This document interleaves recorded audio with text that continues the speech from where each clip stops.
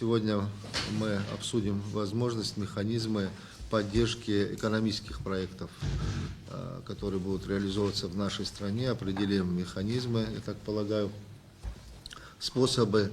Естественно, здесь представители институтов развития с Российской Федерации. Наши коллеги, я знаю, проработали достаточно предметно с ними вчера. С учетом обращения президента в адрес президента России принято решение по льготному финансированию. Механизм финансирования, механизм льготирования он у нас согласован. Вопрос по самому механизму определения проектов, участия банков, участия здесь государства, республики. Нам надо здесь обменяться, наверное, мнениями, каким образом, мы уже об этом говорили предварительно, каким образом, какие предложения по отбору этих крупных проектов. И тут важно мне это понимание банков, чтобы они тоже, собственно, у нас там 3 банка, это ВЭФ, ВТБ и Руссельхоз. Есть разный опыт, предыдущий период работы этих банков на территории, значит, и он, его надо как раз и обобщить, и понять, и оптимизировать там нашу эту работу.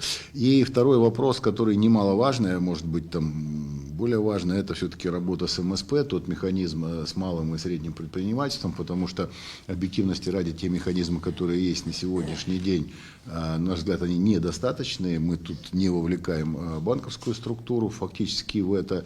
Будем так говорить, все в таком состоянии, которое требует нам сейчас подумать и принять решение, и попытаться какие-то пилотные проекты раскручивать в рамках поддержки малого и среднего предпринимательства.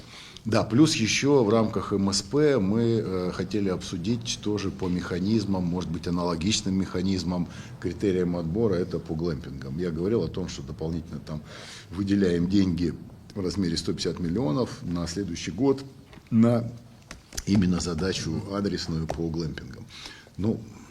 Что такое глэмпинг, определиться, где он должен быть, какие критерии, вот эти, наверное, нам надо договориться, и на каких принципах мы будем их финансировать, софинансировать.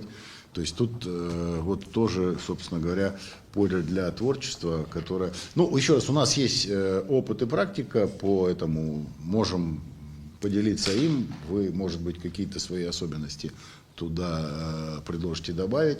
Собственно, вот на этих основных направлениях, мне кажется, они на следующий год для нас должны быть такими базовыми. Если мы отработаем эти все конструкции модели, то будет хороший результат.